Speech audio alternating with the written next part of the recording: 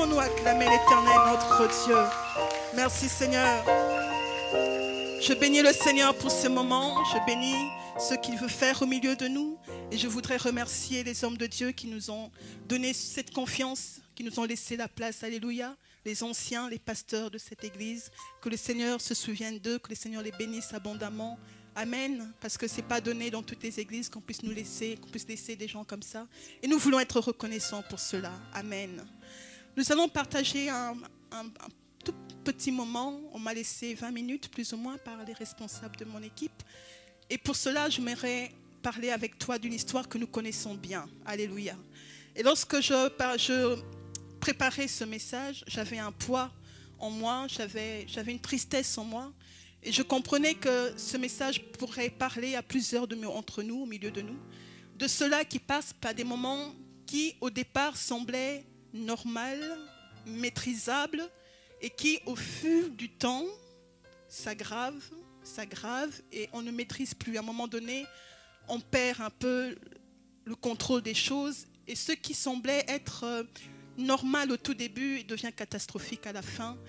Et le Seigneur m'avait mis à cœur, c'est ce que vivaient la plupart d'entre nous, alléluia. De se retrouver devant une situation où cela va de mal en pire. Et quand ça arrive au pire, on a l'impression que Dieu devient tellement loin, qu'il ne nous écoute plus, que le Seigneur ne nous exauce plus, que voilà, on se sent seul. Et dans la Bible, il y a une histoire comme ça. C'est l'histoire de Lazare, les deux sœurs, Marthe et Marie. Nous n'allons pas lire cela, mais je vais vous conter cette histoire. Ça se trouve dans le livre de Jean 11. Alléluia. Est-ce que vous êtes avec moi? Amen. Et dans cette histoire, qu'est-ce qui se passe? Il y a une famille qui connaît le Seigneur. Non seulement qui connaît le Seigneur, mais qui aime le Seigneur. Et Jésus les aimait également. Pendant que tout allait bien, Jésus était avec eux. Mais voilà que le mal arrive. Au début, c'était maîtrisable, c'est une maladie. Lazare est malade, ça peut arriver à tout le monde. Et les deux sœurs étaient tellement sûres d'elles parce qu'elles savaient qu'elles devaient faire appel à Jésus et Jésus allait arriver d'un moment à l'autre, c'était inévitable. Amen. Mais voilà que ce problème arrive, Jésus n'est pas là. Jésus n'est pas là, elles envoient le message et Jésus ne répond toujours pas. Et la situation de leur frère s'aggrave. Elles commencent maintenant à tâtonner, elles commencent à s'inquiéter. Qu'est-ce qui se passe? Pourquoi Jésus ne nous répond pas? Nous savons pourquoi Jésus n'a pas répondu. Il avait des bonnes raisons. Amen. Mais les deux sœurs n'avaient pas la réponse de Jésus. Elles recevaient le silence de Dieu pendant leur souffrance. Elles ont vécu la souffrance de leur frère jusqu'à la fin de ses jours. Et Lazare mourra entre les mains de leur sœur. Alléluia. Nous pouvons nous mettre à la place de ces deux sœurs qui connaissaient le Seigneur, qui aimait le Seigneur, qui était tout le temps avec Jésus. Et voilà qu'au jour du malheur, Jésus n'est pas là. Leur Jésus à elle n'était pas là. Et non seulement il n'est pas là, mais leur frère décède entre leurs mains. Le premier jour, Jésus ne vient pas. Le deuxième jour, Jésus ne vient pas. On enterre le frère. Il commence même à pourrir. Alléluia. Et Marie et Marthe sont désespérées. Bon, franchement, à lire ce que j'ai lu, Marthe semblait encore un peu plus forte. Mais Marie, elle était complètement accablée. À tel point qu'elle restait dans une salle où il y avait des gens, vous pourrez lire chez vous. On ne la laissait pas sortir seule. Parce qu'à chaque fois qu'elle sortait, elle allait pleurer Lazare devant le tombeau. Amen.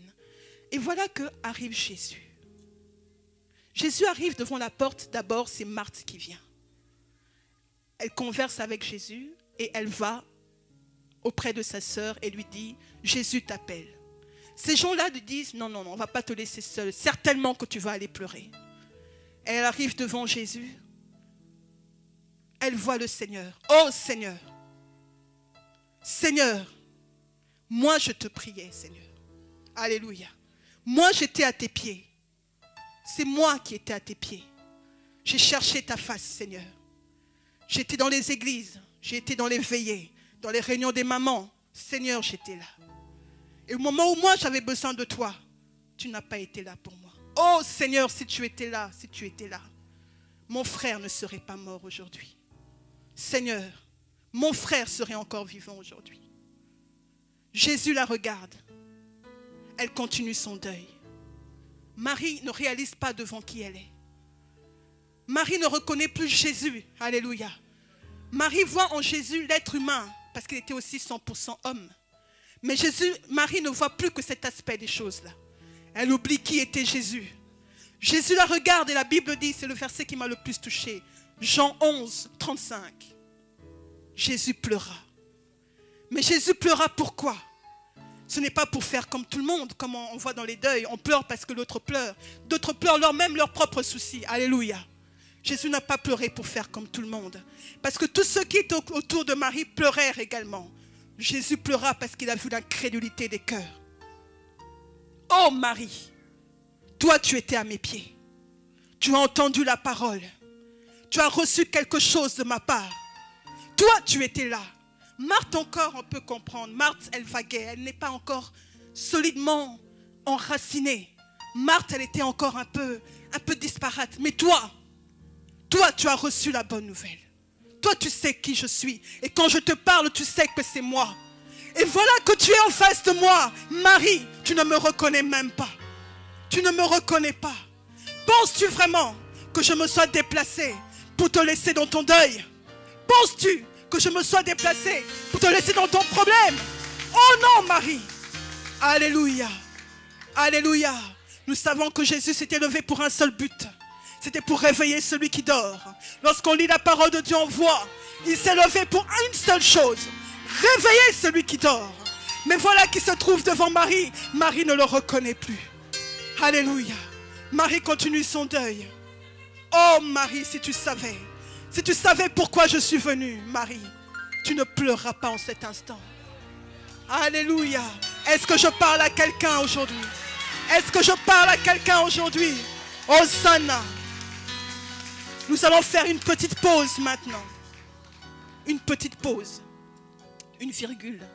Nous revenons dans les paroles de Dieu. Il y a une histoire semblable. Là, ça se trouve dans le livre de Luc.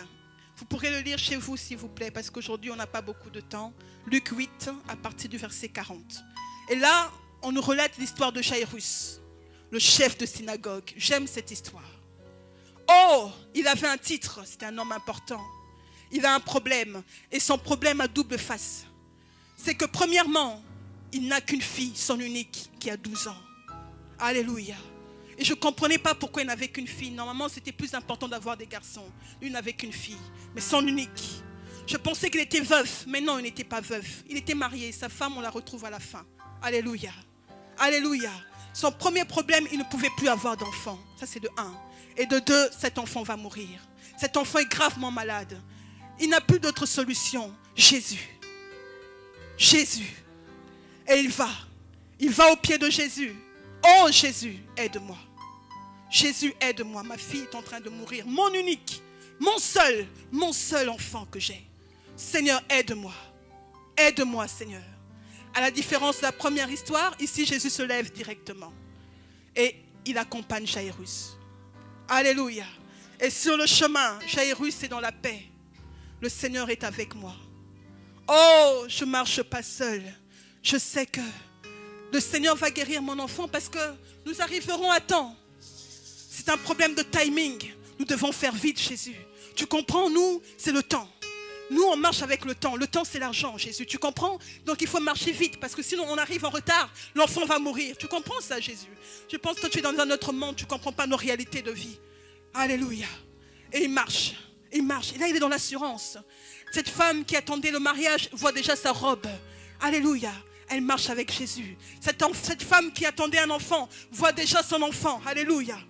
Pourquoi? Parce qu'elle a Jésus avec. Cette personne qui cherchait du travail commence à faire des plans par rapport à son nouveau salaire. Oh oui, je vais gagner autant. Je sens venir ma bénédiction. Jésus est avec moi, je sens venir les choses. Tu palpes les choses mais tu ne touches pas encore. Mais tu les sens venir, alléluia. Jairus marche avec Jésus. Hosanna, est-ce que je parle à quelqu'un? Est-ce que je parle à quelqu'un? Tu marches avec Jésus. Jairus aussi marche avec Jésus. Mais arrivé à un moment donné, qu'est-ce qui se passe? Jésus s'arrête. Ah, Jairus se retourne, Jésus n'est plus là. Mais Jésus, mais on doit aller vite, non? Hein, si on est en retard, ma fille va mourir. Ici, il faut aller vite. Parce que moi, sans ma fille, qu'est-ce que je vais dire à sa maman? Alléluia. Je dois aller vite. Pourquoi tu t'arrêtes? quelqu'un m'a touché. Vous reconnaissez cette histoire? Vous reconnaissez cette histoire? Alléluia. L'histoire de cette femme qui saignait pendant 12 ans, qui cherchait la guérison de Jésus. Cette femme vient, elle vient troubler le plan. Mais d'où est-ce qu'elle sort celle-là encore? D'où est-ce qu'elle vient? Elle vient troubler le plan. Alléluia. Moi j'étais avec Jésus. Ça fait 15 ans que je suis dans cette église. C'est moi qui exhorte les mamans. C'est moi qui ai emmené cette soeur, ce frère. Eux sont bénis. Et moi? Et moi? Et Jésus, pourquoi t'arrêtes-tu en si bon chemin? Et Jésus qui dit, il y a une puissance qui est sortie de moi. Alléluia. Oh, puissance Ekeidi Susubandeko. Alléluia. Puissance Ekeidi Susubandeko. Alléluia. Et moi, Seigneur, te souviens-tu de moi, Jésus? Et moi dans tout ça. Et moi. Alléluia. Et moi, Seigneur Jésus. Tu m'oublies maintenant. Tu m'oublies aujourd'hui, Jésus. Hosanna. Cette maman, elle vient et en plus, non seulement elle a été guérie, mais elle commence à raconter sa vie. Oh, moi j'étais malade pendant 12 ans. Et le temps qui passe, et je suis guérie. Et puis je n'avais plus d'argent, et d'ailleurs, et d'ailleurs. Oh, mais ça ne me regarde pas, jeune femme. Laisse venir le maître avec moi. Et tout d'un coup, qu'est-ce qui se passe? On vient frapper Jairus à l'épaule. Frère, mes condoléances. Courage, mon frère. Ce sont des choses qui arrivent. Ça passera. Courage, mon frère. Hein? Comme on dit en Lingala, maïs et sopani. Il n'y a plus rien à faire. C'est fini, mon frère. Tout kaka. Alléluia. Pourquoi tu embêtes le maître? Laisse tomber. Laisse tomber. Laisse tomber. On continue le chemin. C'est déjà fini. C'est fini. L'enfant n'est plus. Alléluia. Est-ce que c'est ton état aujourd'hui? Penses-tu vraiment que c'est fini pour toi aujourd'hui? Penses-tu vraiment que ta situation surpasse la grandeur de ton Dieu? Quel est ce problème avec lequel tu es venu avec aujourd'hui? Quel est ce problème? Jésus se retourne, Jairus. Jairus, ne crains rien. Ne crains rien, crois seulement. Crois seulement. Nous revenons à notre première histoire, alléluia. Alléluia. Nous revenons à notre première histoire. Jésus se trouve devant Marie. Marie, c'est moi Jésus. C'est moi Jésus qui te connais. Je te connais. C'est moi qui t'ai choisi. C'est moi qui t'ai appelé. Et si tu es venu aujourd'hui, tu as pris le transport, tu es venu, c'est moi qui ai fait que tu viennes. Le Seigneur a quelque chose pour toi aujourd'hui. Le Seigneur s'était levé pour Jairus pour un seul but. Sa fille devait reprendre vie. Le Seigneur s'était levé pour un seul but, pour Lazare. Lazare devait ressusciter des morts. Et aujourd'hui, il s'est levé pour toi. Pourquoi? Pourquoi il s'est levé pour toi? Quel est ton problème? Jésus dit, où l'avez-vous mis? Où l'avez-vous mis? Dans quel état est-il? Ça, c'est pas mon problème. Il décompose, ça, c'est pas mon problème. Où l'avez-vous mis? Maintenant, déroulez la pierre. Alléluia. Il est Dieu. Il est Dieu. Déroulez la pierre. Bien-aimé, déroule la pierre qui est sur ton cœur. Le Seigneur veut faire quelque chose dans ton cœur, bien-aimé. Déroule cette pierre de l'incrédulité. Sois vrai devant le Seigneur.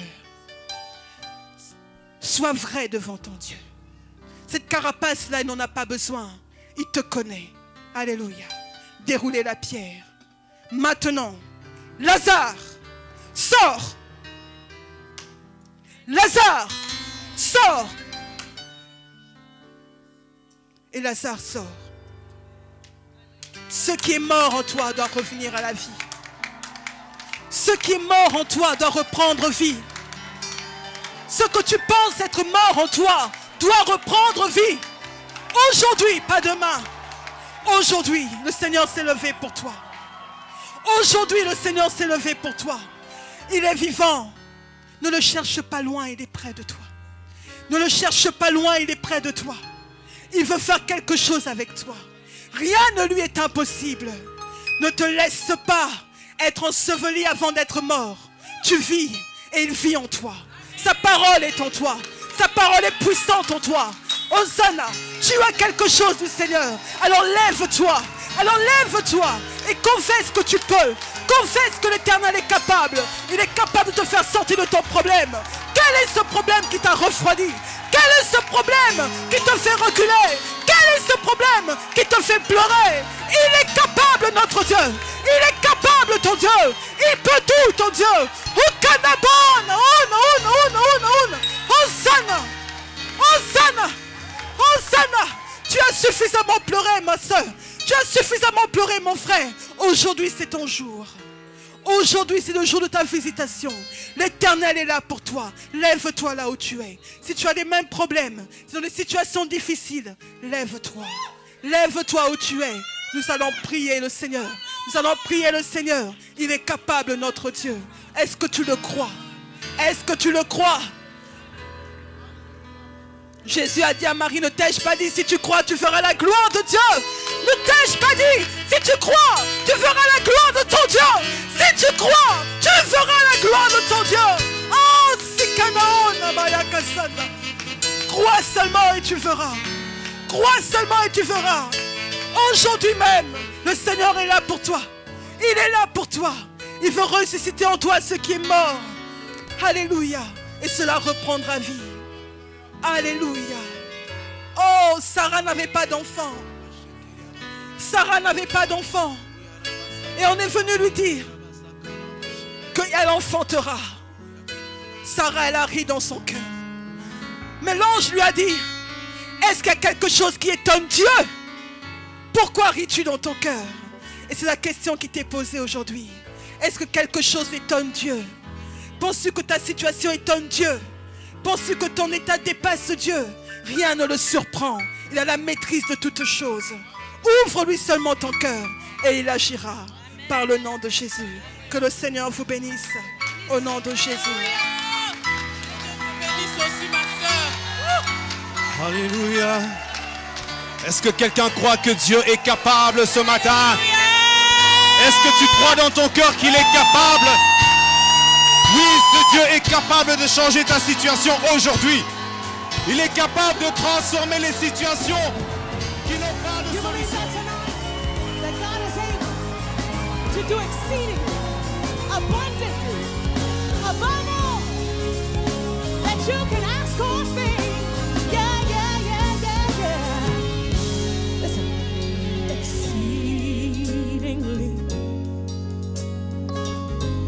Abundantly above